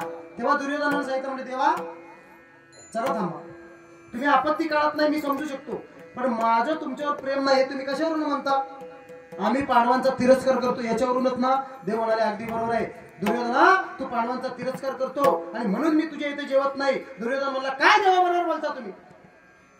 पांडव ही आमची भावकी आहे, हा आमचा भावकीतला जमिनीचा वाद हा कायम चालू राहणार आहे, तो काय मिटणार नाही. देवा तू आमचा सोयरा पाहुणा आहेस, तुला सोयऱ्या पाहुण्याला आमच्या भावकीतल्या जमिनीत वाद खुपसायची गरज. तू गप ये, इकडे पण का नाही, तुला आमच्या भावकीतल्या भांडणात तोंड खुपसायची गरज नाही. तेव्हा देवाने दिलेलं उत्तर ऐका. देव म्हटले दुर्योधना पांडवांना तू काय समजतोस? पांडव हे धर्माच्या मार्गाने चालले. धर्म करा त्याने देव येतो घरा. धर्म पांडवाने केला संगे. अहो पांडवांनी धर्माच्या बळावर देवाला आपल्या घरात राबवलं. काय काय नाही केलं? शास्त्र सांगतं एका ठिकाणी पुरावाला पांडवांच्या घरामध्ये राजसूय यज्ञ झाला. किती माणसं जेवली? आता 2-3 ठिकाणी वेगवेगळ्या पुरावाला 16,64,832 माणसं एका पंक्तीला. अशी 1 वर्ष 56 दिवस तो यज्ञ चालला. एवढ्या माणसांच्या उष्ट्या पातळ्या उचलल्या कुणी? ब्रह्मांडे उतरंडी ज्याचे इच्छा वेळी तो उचिष्ट काढी धर्मागरी देखील माय चतुर्भुज स्वभाव पारुतो वागवी अर्जुनाची तांत्रिक अर्पिती मंत्राची आहुती द्रौपदी प्रति भाजी मागे निवृत्ती दैवत पूर्ण मनोरथाने पांडव कृतार्थ कृष्ण नामे. पांडवांच्या घरी देवानं सगळी लाज सोडून कामे केली आणि तो देव दुर्योधनाला सांगतोय दुर्योधना पांडव हे साधे सुधे कोण आहेत पांडव? भागवत यस्तान दृष्टी समान दृष्टी यस्तान अनु समान अनु पांडवा दुष्यते राजन मम प्राणही पांडवा. पांडव कोण आहेत? पांडवांचा अपमान हा माझा अपमान आहे, पांडवांचा द्वेष हा माझा द्वेष आहे. पांडव दुसरे तिसरे कोण नाही, मम प्राणही पांडवा, पांडव माझा प्राण आहे. आणि म्हणून माझ्या प्राणाचा केलेला अपमान तो माझा अपमान आहे, म्हणून मी तुझ्या इथे जेवणार नाही. एवढं सगळं देवाने कुणासाठी केलं? अर्जुनासाठी. का अर्जुनासाठी? तर अर्जुन हा सगळ्यात सत्याच्या मार्गाने आणि धर्माने चालणारा. तुम्ही ज्ञानेश्वरी जर वाचलीत ना, अर्जुन काय काय वेळेला देवावर चिडायचा. हा, ज्ञानोबारांनी किती ओव्या लिहिल्यात, किती. ज्ञानोबारांनी एवढ्या खालच्या भाषेतली ओवी सांगतो तुम्हाला. ज्ञानोबाराय म्हणतात, एखादा कामी पुरुष एखाद्या कामी बाईच्या अंगणासमोर जसा उठबस करत असतो ना, तसा देव ह्या अर्जुनाच्या प्रेमासाठी वेडा झाला. ज्ञानोबारांची ओवी ऐका. तरी पाच या तो अर्जुना, श्रीकृष्ण सांग याची झाली आदिना, का कामू का जायचा अंगणा अपेताची. काय ज्ञानोबारांनी चिंतन म्हणलंय ज्ञानेश्वरीमध्ये. फक्त आम्हाला ते वाचायला वेळ नाही. आम्ही फक्त एवढंच म्हणतो, जयाची आहे द्वारी सोन्याचा. इकडे सगळ्या आळंदीला गेल्या ना, कुणी कुणी पाहिला सोन्याचा पिंपळ? कुणी? जर असता तर यांनी पाने तोडून आणली असती. सोन्याचा पिंपळ म्हणजे कसला? ऐका, सोन्याचा म्हणजे सुखाचा पिंपळ. अरे ज्याच्या द्वारामध्ये सगळी सुख ओतपोत भरून भरलेले आहेत, असा जगामधला एक नंबर ज्ञानी माणूस. ज्ञानोबारायानंतर ज्ञान किती. तुम्ही आता विज्ञानवाले म्हणतात, विज्ञानवाले सध्या कलियुगात आम्ही शोध लावले. विज्ञानातल्या सगळेच्या सगळे पडवे करतात शोध ज्ञानोबारांनी ज्ञानेश्वरीमध्ये लिहून ठेवले सगळे. चौथ्या टप्प्याला पाण्यापासून विजेची निर्मिती होती, कोणी शोध लावला? कुणी? जया उदकाचे ने आवेशे लखलखीत तेज दिसे, तया विजू माझी असे शरीर काय. विमानाचा शोध कुणी लावला? राईट बंधू? नाही. ज्ञानोबारांची ओवे अभ्यासाचे निबळे, एका गती अंतराळे व्याघ्र सर्प प्रांजळे केली एको. हे घड्याळ, ह्याला घटिका यंत्र म्हणतात. ज्ञानोबारांचा शोध आहे. उपजेते नाशेते पुनरुपी दिसे, हे घटिका यंत्र जैसे. काय ज्ञानोबारांनी केलं नाही? सगळं केलेलं आहे, फक्त आपल्याला ते कळत नाही. एकच तुम्हाला ज्ञानेश्वरीची ओवी सांगतो, ऐका. एवढी माझ्या मापानं ऐकली, तुमच्या जीवनाचं सार्थक झाला. ज्ञानोबाराय म्हणतात, माझ्या ज्ञानेश्वरीचा ज्यानं अभ्यास केला त्याला दुसरं शास्त्र वाचायची सागर दादा गरज नाही. कायेनं वाचेनं मनानं भावयुक्त अंतःकरणानं ज्यानं ज्ञानेश्वरीचा अभ्यास केला, तो अख्ख्या जगाचा चक्रवर्ती राजा झाला. चक्रवर्ती राजा. ज्ञानोबारांची ओवी ऐका. म्हणून म्हणे गाया वाचा, जो सेवक होऊन येचा, तो स्वानंद साम्राज्याचा चक्रवर्ती करी. ज्ञानोबाराय म्हणतात, हे ज्ञानेश्वरी म्हणजे ब्रह्मज्ञानाने भरलेला ताट आहे. आणि या ब्रह्मज्ञानाने भरलेलं ताट ज्याने ज्याने जेवण केलं त्याला जगामध्ये कुणासमोर हात पसरायची गरज. त्याने ज्ञानेश्वरीचा अभ्यास केला ना, त्याला जगात कुणाकडे हात पसरायची गरज नाही. त्याचं कारण ज्ञानेश्वरी हे ब्रह्मज्ञानाने भरलेलं ताट आहे. आणि आपण जेवण शुद्ध करण्यासाठी वरती धार ओततो, कसली? तुपाची धार. ज्ञानोबाराय म्हणतात, या ब्रह्मज्ञानाच्या ताटावर मी कैवल्य रसाची धार ओतलेली. ज्ञानोबारांची ओवी ऐका. हे असो वाक्यांची ताटे भरी, वरी कैवल्य रसे ओगरली, ते मी या प्रतिपत्ती केली निष्कामेसी. म्हणून बापो, म्हणून म्हणे काय वाचा, जो सेवक होईल याचा, तो स्वानंद साम्राज्याचा चक्रवर्ती केली. ज्ञानोबारांच्या ज्ञानावर ज्यांनी भाष्य केलं, ज्ञानोबाराय म्हणतो तो जगातला सगळ्यात मोठा चक्रवर्ती राजे. पण आपल्याला ते कळत. आपले लोक काय काय विचारतील, काय विचारतात. पर मला एक म्हणतो, बुवा ज्ञानेश्वरीमध्ये अध्याय किती आहेत? किती अध्याय आहेत? किती? 18. बरोबर ना? हा, मी म्हणलो 18 अध्याय. तो म्हणतो बुवा अध्याय मोजायचे नसतात. म्हणून कुणी सांगितलं? म्हणजे ज्ञानोबारांनी ज्ञानेश्वरीत लिहून ठेवलेले आहे, ओम नमोजी. तुझा मुस्काळ फोडला पाहिजे तुम्ही. काय लोक विचारतील. एक तर दिलीप दादा परवा म्हणतोय, बुवा ज्ञानोबारांच्या पुण्यावर एवढे उपकार आहेत, त्या पुण्याचं नाव तिने हरिपाठात टाकलं. मी म्हणलो खारणावर हरिपाठ वाचला, वरनं खाली वाचला, पुण्याचं नाव कुठं हरिपाठात दिसत नाही. तो म्हणतो बुवा तुमचा अभ्यास कच्चा आहे, नीट वाचून बघा. मी म्हणलं कुठे आहे? पण तुला असं काय वाटतं? म्हणतो ज्ञानोबारांची जेव्हा पालखी निघते आषाढीला, तेव्हा आळंदी ते दिवे घाटापर्यंत काय म्हणजे एकाएकाची मजे, ही पिशवी भरते एकाएकाची. ते पुणेवाले छत्री देतोय, चड्डी देतोय, चप्पल देतोय, वडापाव देतोय, एका वारकऱ्याची अशी पिशवी भरते. आणि म्हणून ज्ञानोबारांना पुण्यातल्या लोकांची दया आली आणि म्हणून त्यांनी पुण्याचं नाव.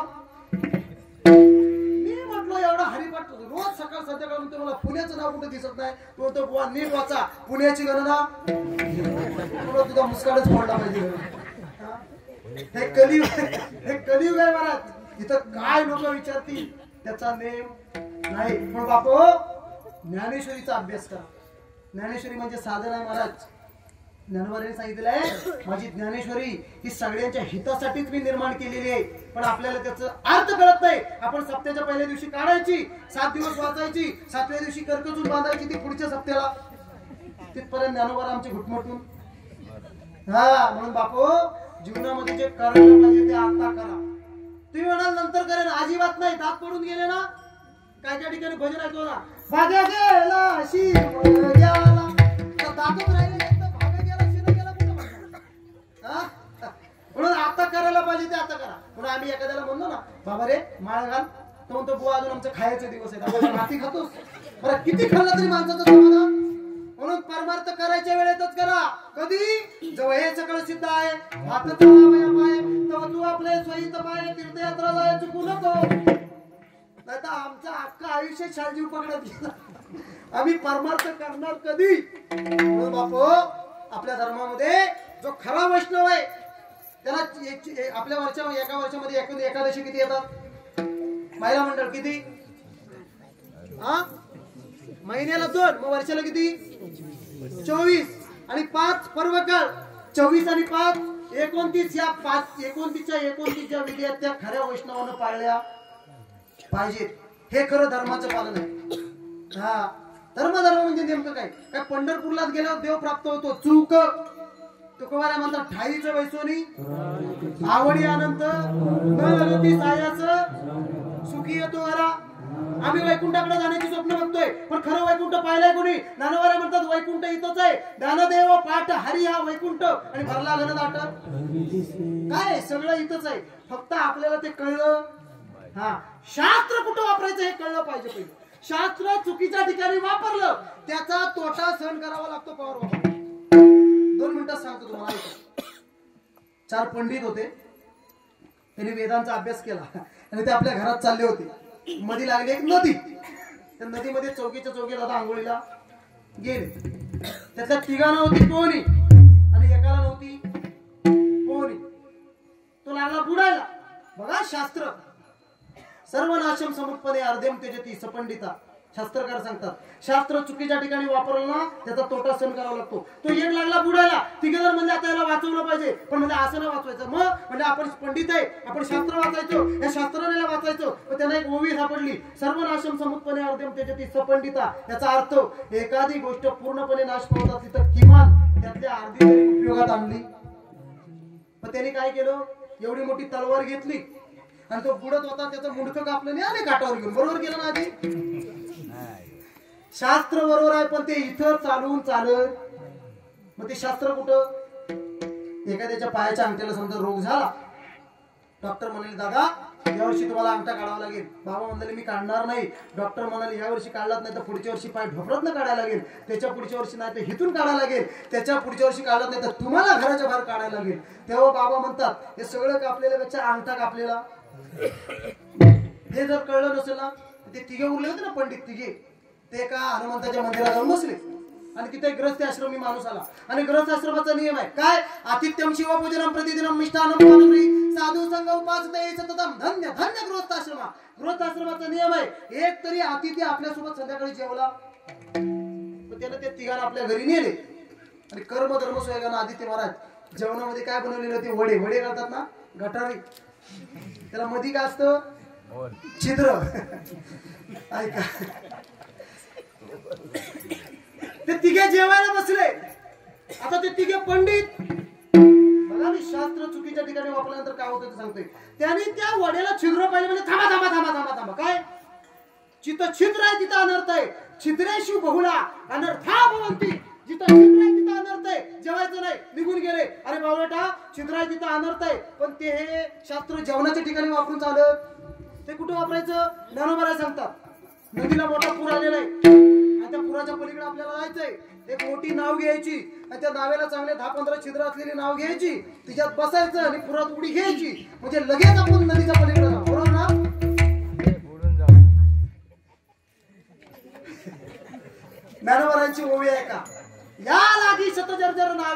रिघोनिके मी निश्चित व्हावे. ज्ञानोबा म्हणतात शास्त्र चुकीच्या ठिकाणी वापरलं ना त्याचा आपल्याला तोटा सहन करावा लागतो. तसं संतांना नेमकं काय सांगायचंय कलियुगामध्ये? धर्म धर्म धर्म धर्म म्हणून नेमकं काय? धर्माचं पालन म्हणजे काय? आपल्याला इथंच राहून सगळं करायचंय. हे धर्माचं पालन करण्यासाठी कुठेही जपान, अमेरिका, फ्रान्स इकडे जायची गरज नाही. आणि म्हणून तुकोबाराय म्हणतात अशा प्रकारे जर धर्म टिकला तर आपल्या कलियुगामध्ये आपला भागवत धर्म टिकणार आहे. आणि या भागवत धर्माची पताका ज्या वारकरी संप्रदायाच्या खांद्यावर आहे. मग आपल्याला एकच काम करायचंय. कुठलं काम?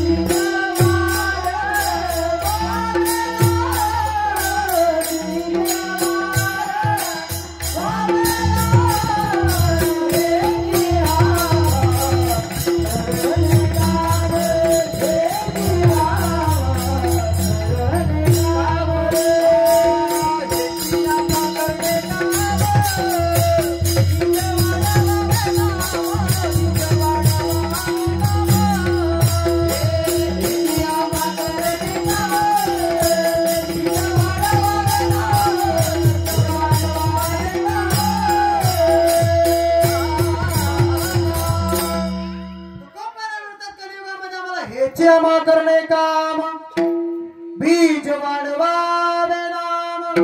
त्या पांडुरंग परमात्म्याच्या नावाचा प्रचार या कलियुगामध्ये आम्हाला करणे आज हे खरं धर्माचं पहिलं कर्तव्य. पण तुकोबर आहे तुमचा देव मुळात आला एकासाठी. कुणासाठी आला? पंढरपूरला गेल्या ना सगळ्या महिला मंडळ. पंढरपूरला देव कुणासाठी आला? कुणासाठी? तू बघ तिकडे तुला कशाला बोलवलं. आपला पांडुरंग परमात्मा हा एकाच्या कैवाडे आणि उगवी बहुतांचे कोडे. मग तुकोबर आहे ज्या देवाच्या नामाची पताका तुम्ही आम्हाला खांद्यावर घ्यायला सांगताय तो तुमचा पांडुरंग परमात्मा पंढरपूरला एकासाठी आला. तो आमच्या जगाचं कल्याण करेल काय?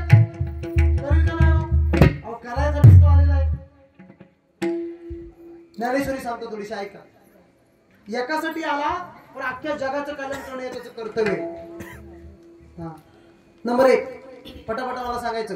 महिला मंडळ गाय दूध देते ती मालकाला देते का वासराला देते? कुणाला? वासराला.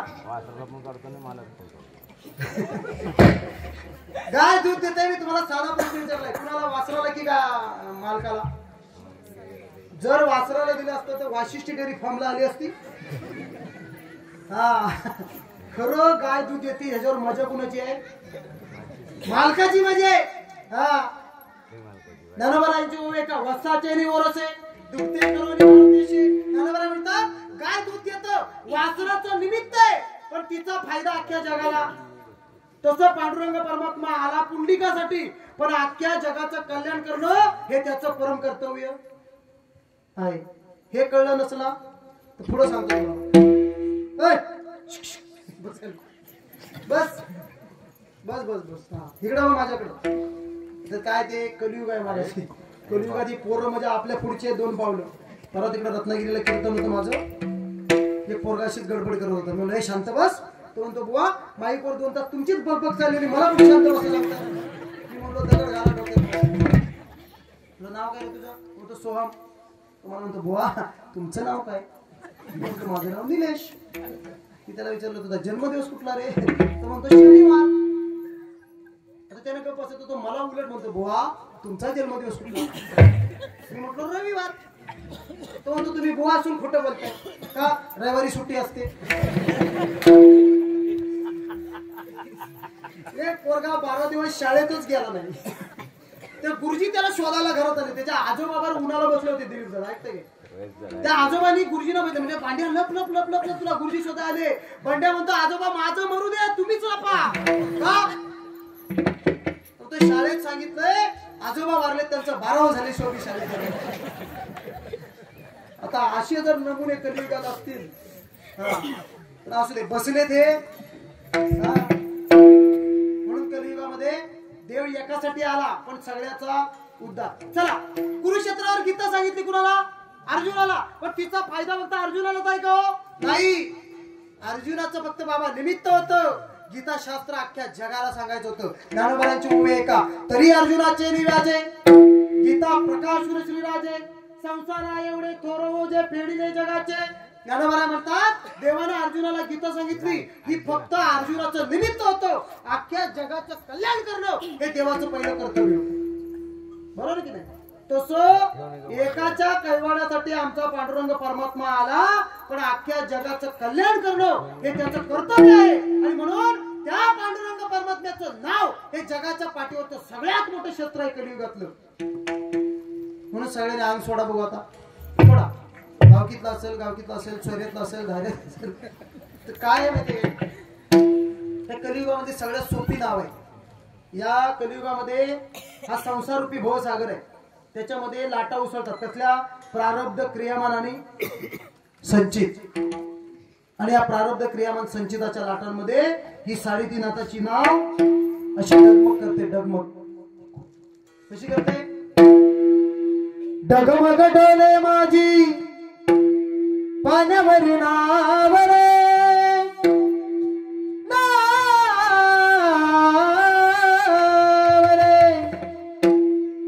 डगमग डोले माझी पाण्यावरी नावरे पंढरीच्या पांडुरंगा बिग बिग रावरे पंढरीच्या पांडुरंगा बिग बिग रावरे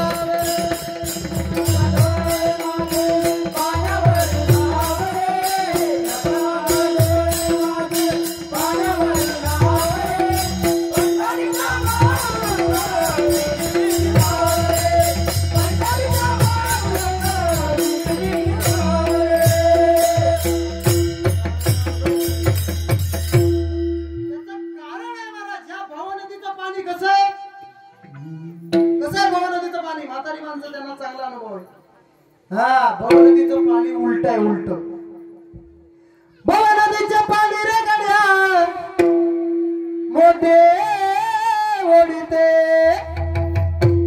भल्या भल्या पोनाला उलटोनी पाडे ते उलट उलट माघार गड्या काय गो ते खाचे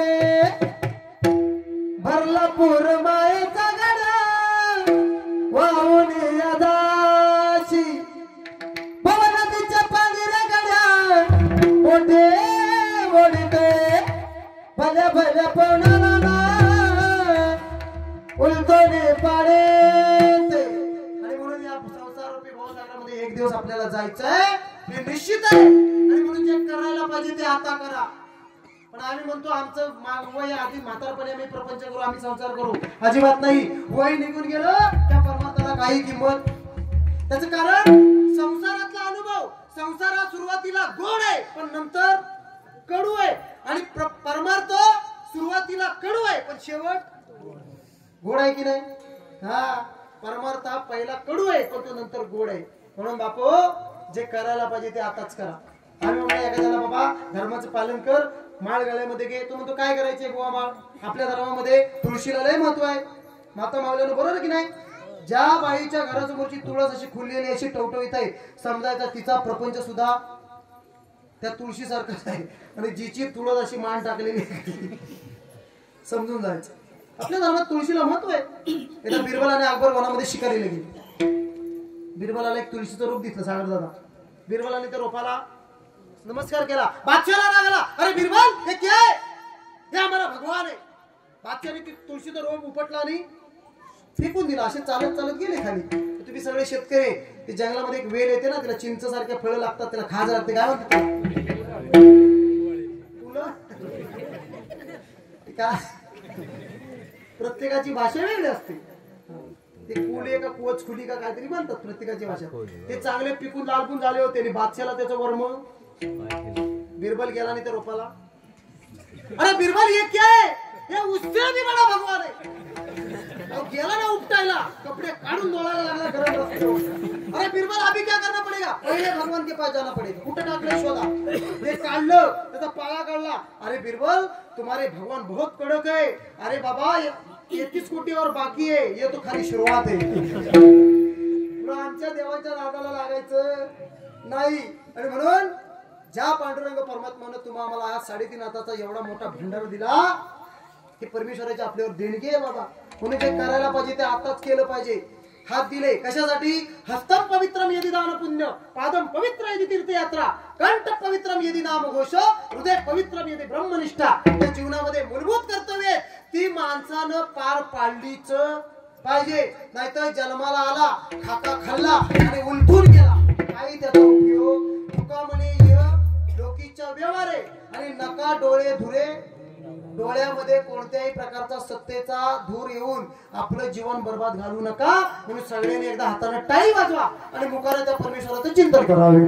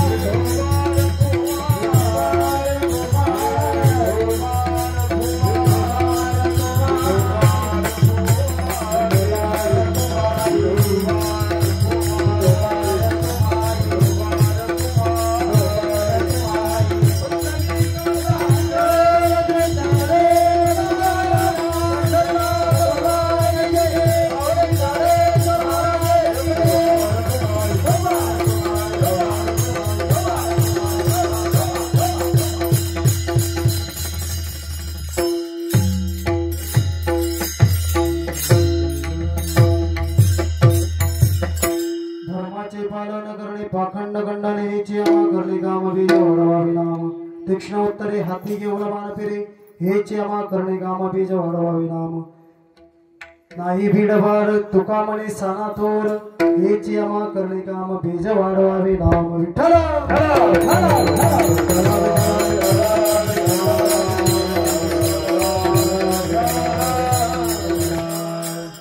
जगद्गुरु तुकोबर आहे. या अभंगाच्या शेवटच्या चरणामध्ये तुम्ही आम्हाला प्रतिपाद्याविषयी करतात. जीवनामध्ये जे जे कार्य आपल्या कर्मानं आपल्याला ते माणसानं केलं, कारण कर्माचे भोग बाबा कुणालाही चुकलेले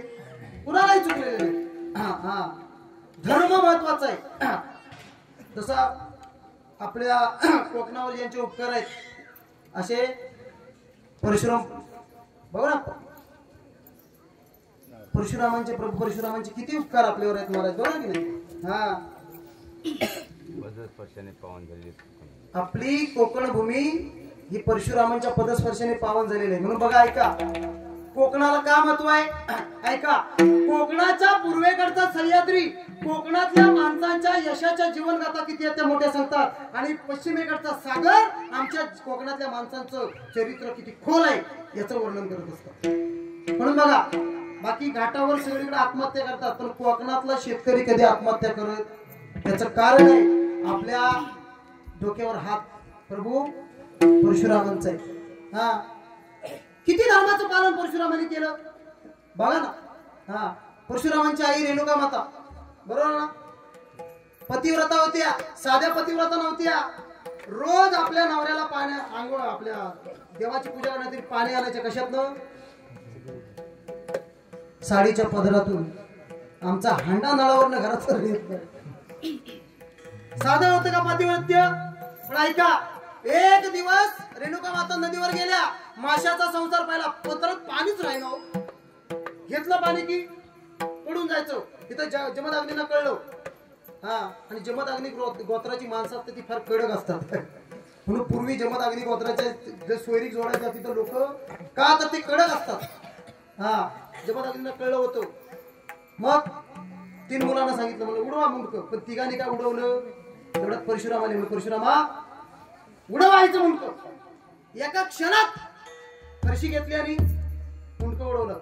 बाबा प्रसन्न झाले. म्हणजे ते माग तुला काय मागायचंय? म्हणजे माझे 3 भाऊ आणि माझी आई जिवंत करा. किती धर्माचं पालन आहे. हा, आणि मग ते उडवलेलं मुंडक मग कुणाचं लावलं ते तुम्हाला माहिती आहे, सगळ्यांनी बघा. नंतर असं शास्त्र सांगतो, तुम्ही रेणुका मातेची कुठेही बघा, रेणुका मातेचा फक्त तांदळाचा आहे बाबा. का माहिती आहे कुणाला?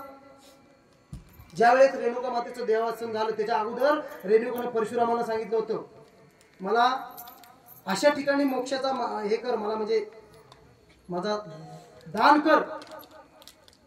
पण शास्त्र आहे, मला ज्या वेळेस जिथं अग्निदान देशील तिथं माझ्या अग्नीतून 3 वेळा आवाज येईल, तेव्हा तू मागं ओढून बघायचं नाही. परशुरामाने रेणुका मातेचं प्रेत खांद्यावर घेतलं आणि महाराष्ट्रामध्ये ते 19 ठिकाणी टेकलं आणि शेवटी माहूर गडावर नेलं आणि तिथं रेणुका मातेचं यथाविधी दर्शन घेतलं. पण ऐका, पहिल्या वेळेला आला परशुराम, पण परशुरामाने मागं बघितलं नाही. दुसऱ्या वेळेला आवाज आला परशुराम, तरी मागे बघितलं. आणि मग 3ऱ्या वेळेला आवाज आला. शेवटी मुलाचं प्रेम आहे हो. आणि परशुरामाने मागं ओढून बघितलं, त्या दग्ध अग्नीतून फक्त रेणुका मातेचा एवढा मुखवटाच बाहेर आला. म्हणून महाराष्ट्रात कुठेही जा तुम्हाला रेणुका मातेचा तुम्हाला तांदळाच बघायला मिळेल. म्हणजे जीवनामध्ये एवढं मोठं षडगुण ऐश्वर्य संपन्न जीवन होतं. आणि प्रत्यक्ष ज्याच्या सत्तेने वेद चालवत होते, ज्याच्या सत्तेने ब्रह्मांडाची निर्मिती झाली, असे पांडुरंग परमात्म्याचे अवतार प्रभू परशुराम परमात्मा. पण आपल्या धर्माचं पालन करायला त्यांनी मागं पुढे पाहिलं नाही. आणि म्हणून तुकोबारे म्हणतात, नाही भिड फार तुका म्हणे साना तोर.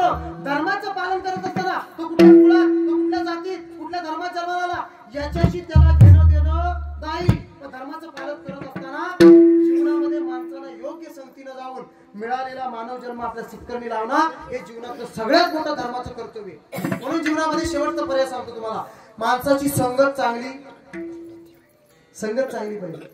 हा, संगत चुकली ना, संगत चुकली की त्याचं वाटोळ व्हायला जास्त वेळ लागत. शेवटचा पुरावा सांगतो, माझं टायमिंग संपलेलं आहे.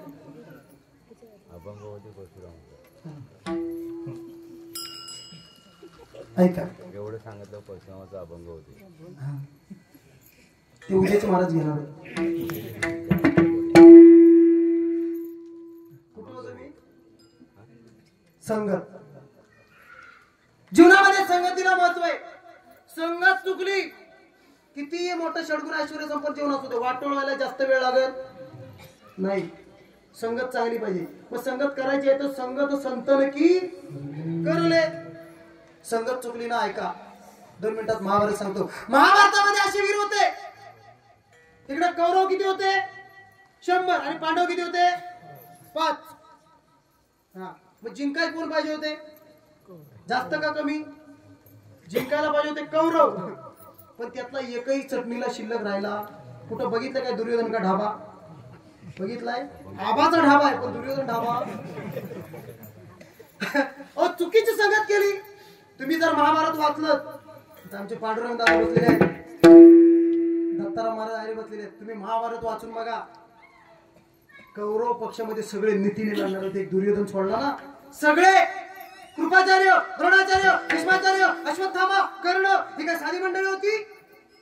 पण ऐका, ज्याचं खावं मीठ त्याच्याशी वागावं नीट. खाल्लं होतं दुर्योधनाचं, त्याच्यामुळे दुर्योधन सांगेल तसं डोळ्यावर पट्टी ठेवून ऐकत होते.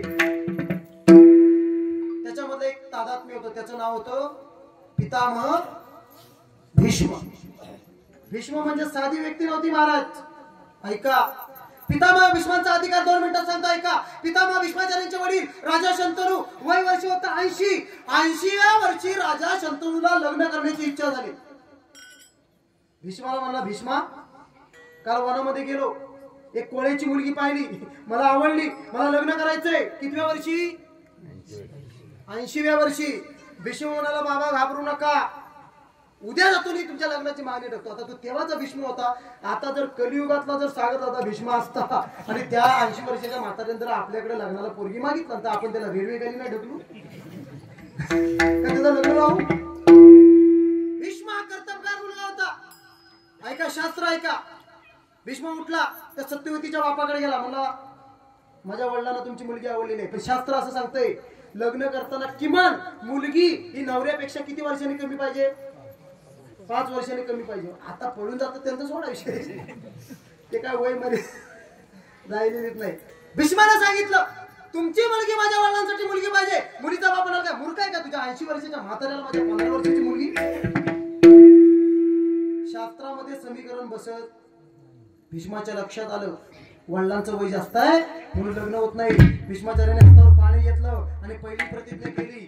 काय केलं ऐका, आपलं 20 वर्षाचं आयुष्य आपल्या बापाला दिलं आणि 80 वर्षाचं म्हातारपण स्वतःला घेतलं. भागवतातली ओवी ऐका, जनक संतोषा कारणे आपले तारुण्य दिले जेणे, वार्धक्य घेऊन आपले सुखी करणे शंतन. मुलीचा बाप म्हणला, भीष्मा माझी दुसरी प्रतिज्ञा आहे. काय? मला मोठा मुलगा तूच, गादीवर कोण बसणार? तूच. पुन्हा भीष्माने हातावर पाणी घेतलं. जय महास्तुता वज्रवधिष्ठानावर राजस्तुता, याचा अर्थ मी जीवनात कधीच गादीवर बसणार नाही. पुन्हा मुलीचा बाप म्हणाला, भीष्मा माझी तिसरी प्रतिज्ञा आहे. काय? उद्या मोठा मुलगा तू आहेस, उद्या तू लग्न केलंस तर माझ्या मुलीचं काय? पुन्हा भीष्माने हातावर पाणी घेतलं. जन्मोस्तुत ब्रह्मचर्य अस्तित्व ज्या येते, याचा अर्थ मी जीवनात कधी लग्न करणार नाही. पुन्हा मुलीचा बाप म्हणाला, भीष्मा माझी शेवटची प्रतिज्ञा आहे. काय? तू मोठा धनुर्धर आहेस, माझ्या मुलीला बाणाने मारलं तर? पुन्हा भीष्माने हातावर पाणी घेतलं आणि सांगितलं, पिता जन्मोस्थित कामिनी नैवम सूत्रधारा कल्पात जयते, याचा अर्थ मी स्त्रीवर कधीही शस्त्र उचलणार. म्हणून भीष्माचार्य मेले, नाहीतर देव काय देवाचा बाप जरी आला असता तरी भीष्माचार्याला मारायची ताकद नव्हती. हे घडलं कशामुळं? चुकीच्या संगतीमुळं. चला इकडं, पांडव होते फक्त 5, फक्त संगत केली देवाची. चंद्र सूर्य असेपर्यंत पांडवांचं नाव आज इतिहासामध्ये अमर झालं. म्हणून बापू जीवनामध्ये संगतीला महत्व आहे. आणि तसं बघायला गेलं तर खरं कौरवांचं वाटोळं लावलं होतं कुणी माहितीये? त्यांच्या मामानं. म्हणून मामा असावा पण तो शकुनी सारखा, हा तो आता लय मोठा इतिहास आहे. हा 2 मिनिटं सांगतो ऐका. तिची धृतराष्ट्राची पत्नी होती ना, तिचं नाव काय होतं? गांधारी. ही गांधारी ज्यावेळेस लग्नाला झाली तेव्हा तिची कुंडली काढली, पत्रिका. त्या पत्रिकेत लिहिलेलं होतं हिचा पहिला नवरा लगेच मरणार, म्हणून तिचं पहिलं लग्न एका बोकडासोबत लावलेलं होतं.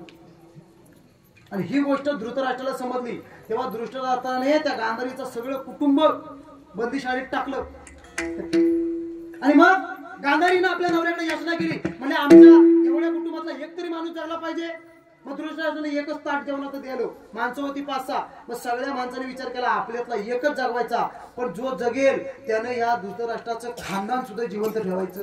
तो जगला तो कोण? शकुनी मामा. म्हणून बापो जीवनामध्ये संगतीला महत्व आहे.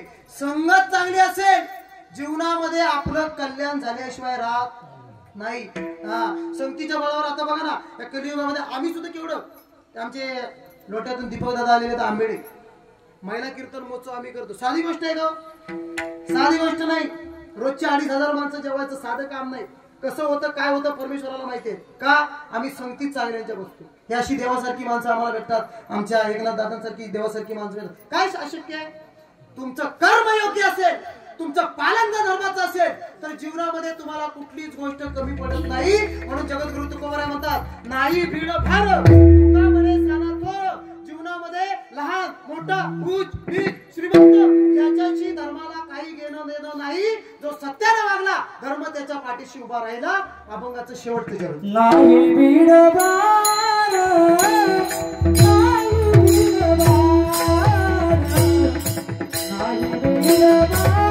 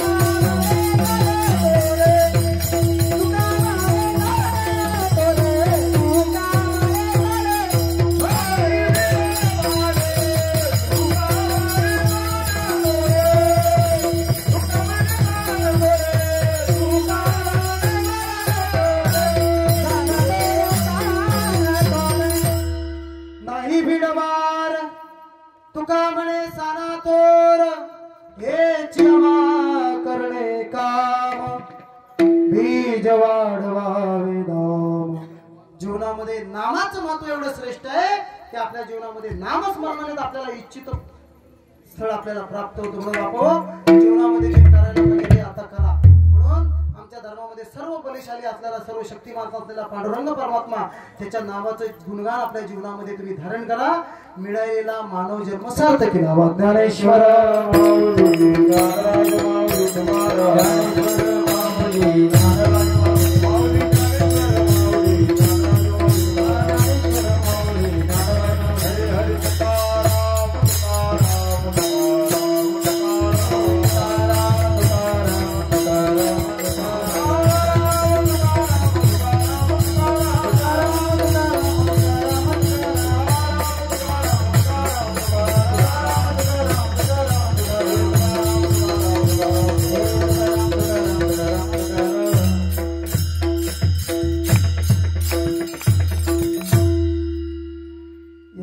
अवकाश झालेली सेवा कडक करावं. उपस्थित सर्व अधिकार श्रेष्ठ संपूर्ण श्रोता वर्ग आहे, माता भगिनी, तुम्हा सर्वांच्या चरणावर झालेली सेवा समर्पित करतो. पवित्र अशा भारत देशामध्ये आपला जन्म झाला, ज्या देशाला छत्रपतींचा इतिहास आहे, कालिदासाचा इतिहास आहे, भोजराजाचा इतिहास आहे. बरोबर की नाही? आपण साध्या कुळामधली माणसं नाही महाराज. चतुरातो शिरोमणी ज्या परमेश्वराचं गुणगान केलं जातं, चतुर आहे. जीवनामध्ये चतुरपणाला खूप महत्व आहे बाबा. बरोबर की नाही? कालिदासासारखं चतुर कोणच नव्हता. 2 मिनिटात सांगतो, ऐका, इकडे लक्ष द्या. माणसानं देवाचं गुणगान करत असताना बळाचं प्रतिपादन महत्वाचं आहे. माणसाच्या अंगामध्ये बळ असलं पाहिजे. उपास तापास ध्यान धारणा हे सगळं बरोबर आहे, पण अंगामध्ये ताकद असेल तरच परमार्थ होईल महाराज. बरोबर की नाही? म्हणून देवाला युक्तीनं आपलंसं केलं पाहिजे. हा, युक्तीच्या बाबतीत बोला तर कालिदासासारखा महाराज, कालिदास म्हणजे केवढं त्याचं वाङ्मय मोठं आहे. कालिदासाचा प्रभाव त्या नगरातल्या छोट्या छोट्या मुलींबरोबर असा झाला होता की त्या मुली सुद्धा काव्यातनं उत्तर द्यायच्या. एवढा कालिदासाचा जबरदस्त चातुर्यपणा होता. 2-3 पंडित असे चालले होते. त्या मुलीला विचारलं, म्हणजे कुठल्या देवाची पूजा करते? तिने सांगितलं, विहंगो वानयस्य त्रिकचायत्र भूषणम सालपा वामवामेच ते देवाशरणम. म्हणजे भगवान विष्णू, भगवान ब्रह्मदेव आणि भगवान शंकर या तिघांची उपासना जीवनामध्ये केल्यानंतर जीवनातील खऱ्या मोक्षाचा पार्थ आपल्याला प्राप्त होतो. आणि अशा जबरदस्त कर्तृत्ववान महाराष्ट्रामध्ये आपला जन्म झालेला आहे. आणि असं हे धर्माचं काम या ठिकाणी सत्यनारायणाची पूजा आणि त्या प्रीत्यर्थी आजची सेवा आमचे परमस्नेही परम आदरणीय एकनाथ दादा यांनी अतिशय सुंदर असं नियोजन या ठिकाणी केलेलं आहे. आणि त्यांना सहकार्य आमचे दिलीप दादा आहेत, दीपक दादा आहेत आणि सर्व या गावातील ग्रामस्थ मंडळी सर्वांनी या धर्माच्या कामामध्ये सडळ असते मदत केलेली आहे. सर्वांच्या चरणावर झालेली सेवा समर्पित करतो. सेवा करत असताना एखादा अक्षर माझ्या मुखातून गेला असेल तो माझ्या बुद्धीचा दोष आहे. जे तुम्हाला योग्य वाटलं तो माझ्या सद्गुरूंचा कृपाशीर्वाद आहे. तुम्ही सर्वांनी गोड मानून घ्या. बोलिलेले पुरे वेळी वापुडे उत्तरे करा क्षमा अपराध महाराज तुम्ही सिद्ध.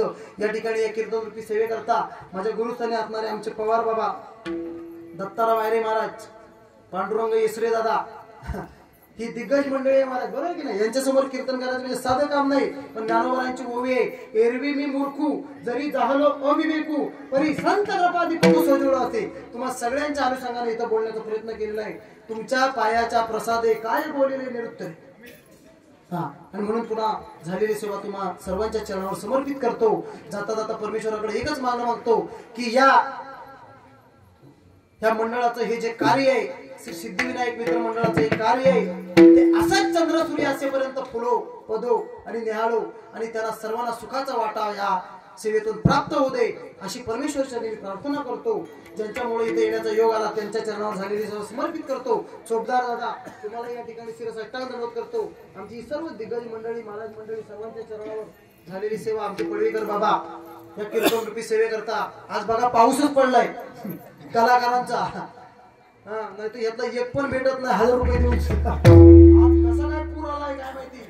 आमचे मेने बाबा, रितेश महाराज, योगेश दादा, आदित्य दादा, ओंकार दादा, सागर दादा, सचिन दादा आणि आमचे पडवेकर दादा, ही सगळी दिग्गज मंडळी एकाच मंचावर साधक आहे आणि म्हणून तुम्हाला सर्वांच्या चरणावर झालेली सेवा समर्पित करतो. छोटीशी चाल म्हणा.